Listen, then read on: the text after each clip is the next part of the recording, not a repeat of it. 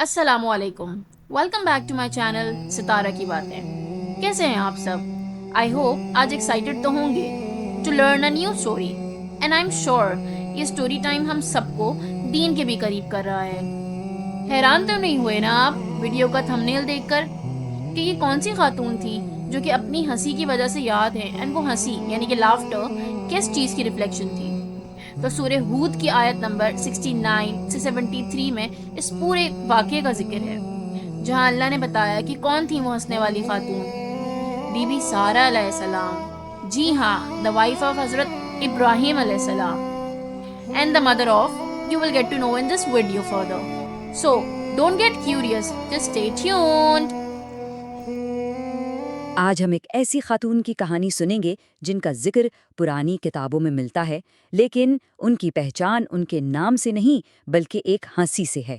جی ہاں، ایک ہنسی جس نے تاریخ کا رخ موڑ دیا.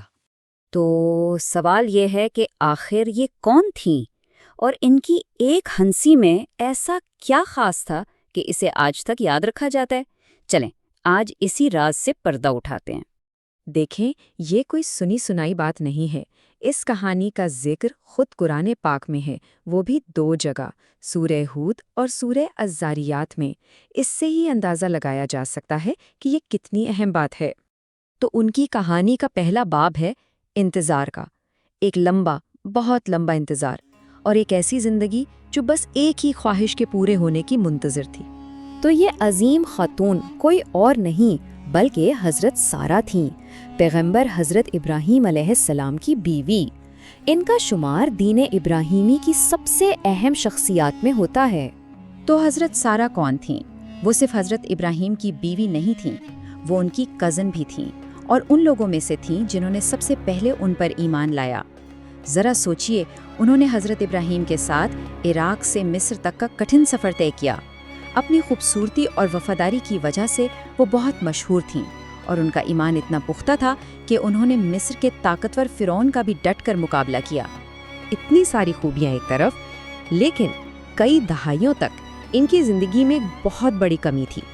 ایک ایسی خواہش جو پوری نہیں ہو پا رہی تھی، اور وہ تھی ماں بننے کی خواہش. وقت گزرتا جا رہا تھا اور یہ امید بھی آپ سمجھ سکتے ہیں کم ہوتی جا رہی تھی. اور پھر انہوں نے ایک ایسی قربانی دی جس کا تصور کرنا بھی مشکل ہے. انہوں نے اپنی خادمہ حضرت ہاجرہ کو خود اپنے شوہر کے نکاح میں دے دیا تاکہ حضرت ابراہیم کو اولاد کی خوشی مل سکے. یہ کتنا بڑا اور تکلیف دہ فیصلہ ہوگا، ہے نا؟ اور پھر کہانی ایک نیا موڑ لیتی ہے. جب لگتا تھا کہ اب کوئی امید باقی نہیں، تب ایک دن ان کے گھر کچھ ایسے مہمان آئے جن کی کسی کو توقع نہیں تھی، اور یہی وہ لمحہ تھا جب سب کچھ بدلنے والا تھا. تو ہوا یوں کہ ایک دن 3 اجنبی ان کے گھر تشریف لائے. حضرت ابراہیم تو اپنی مہمان نوازی کے لیے جانے ہی جاتے تھے، تو انہوں نے فوراً ان کے لیے ایک شاندار کھانے کا انتظام کیا. لیکن نا، اس ملاقات میں کچھ گڑبڑ تھی. حضرت ابراہیم نے ایک بھنا ہوا بچڑا ان کے سامنے رکھا، لیکن مہمانوں نے کھانے کی طرف ہاتھ ہی نہیں بڑھایا. اب اس زمانے میں یہ بہت بری بات سمجھی جاتی تھی، ایک طرح سے دشمنی کا اشارہ. ظاہر ہے حضرت ابراہیم پریشان ہو گئے، ان کے دل میں خوف پیدا ہونے لگا. تب ان مہمانوں نے اپنا راز کھولا. وہ انسان نہیں بلکہ فرشتے تھے، اور وہ 2 خاص پیغام لے کر آئے تھے. تو اب خوف اور پریشانی کا یہ ماحول اچانک بدلنے والا تھا. فرشتوں کے پاس ایک ایسا اعلان تھا، ایک ایسی خبر تھی جو حضرت ابراہیم اور حضرت سارہ کی پوری دنیا کو ہمیشہ کے لیے بدل دینے والی تھی. فرشتوں نے بتایا، ہمیں ایک تو قوم لوط کی طرف بھیجا گیا ہے، اور دوسرا ہم آپ کو ایک بہت ہی عالم فاضل بیٹے کی خوشخبری دینے آئے ہیں.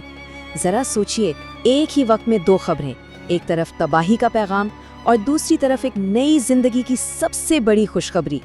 اچھا، اب حضرت سارہ بھی قریب ہی پردے کے پیچھے سے یہ ساری گفتگو سن رہی تھیں، اور جیسے ہی انہوں نے یہ خبر سنی، یہ ناقابل یقین خبر، تو وہ اپنے جذبات پر قابو نہ رکھ پائیں اور وہ ہنس دیں. اب اس ہنسی کو سمجھنے کے لیے نا ایک بات جاننا بہت ضروری ہے، وہ ہے ان کی عمر. اس وقت حضرت سارہ کی عمر 90 سال سے زیادہ تھی، یعنی ایک ایسی عمر جب عام طور پر انسان ہر امید چھوڑ دیتا ہے. تو ان کی زبان سے بے ساختہ نکلا، کیا ایک بچہ اور مجھ جیسی بوڑھی عورت سے؟ میرا شوہر تو مجھ سے بھی زیادہ بوڑھا ہے، بھائی یہ تو واقعی بڑی عجیب بات ہے. یہ ان کی حیرت تھی، ایک بالکل فطری انسانی رد عمل. تو اب سوال یہ پیدا ہوتا ہے کہ اس ہنسی کا مطلب کیا تھا؟ کیا یہ صرف حیرت تھی یا اس کے پیچھے کچھ اور گہرے معنی بھی چھپے ہوئے تھے؟ چلیں اب ذرا اس ہنسی کے پیچھے چھپے اسباق کو سمجھتے ہیں. تو آخر وہ ہنسی کیوں تھیں؟ ان کے اس ایک چھوٹے سے رد عمل میں کون کون سے جذبات ایک ساتھ جمع ہو گئے تھے؟ اس بارے میں نا علماء کی الگ الگ رائے ہے.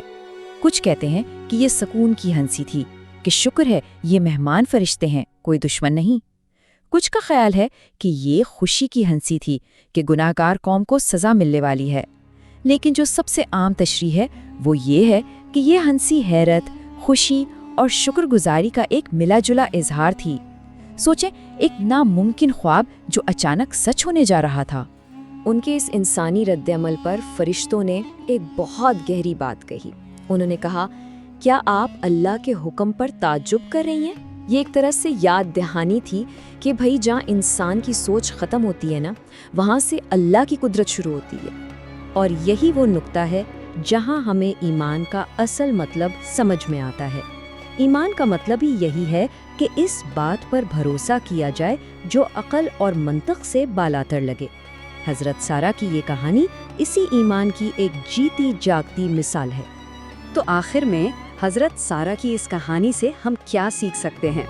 پہلی بات تو یہ کہ انسانی جذبات جیسے حیرت یا تھوڑا سا شک، یہ سب ایمان کا ہی حصہ ہیں. دوسری بات، صبر اور قربانی کا پھل ضرور ملتا ہے، اور ایسے طریقوں سے ملتا ہے جس کا ہم نے سوچا بھی نہیں ہوتا. اور سب سے اہم سبق، کبھی امید مت ہاریں، کیونکہ جب سب راستے بند نظر آتے ہیں نا، تب بھی معجزے ہو سکتے ہیں. تو حضرت سارہ کی یہ کہانی ہمیں اپنے بارے میں بھی سوچنے پر مجبور کرتی ہے. ہماری زندگی میں وہ کون سی چیز ہے جو ہمیں بالکل ناممکن لگتی ہے؟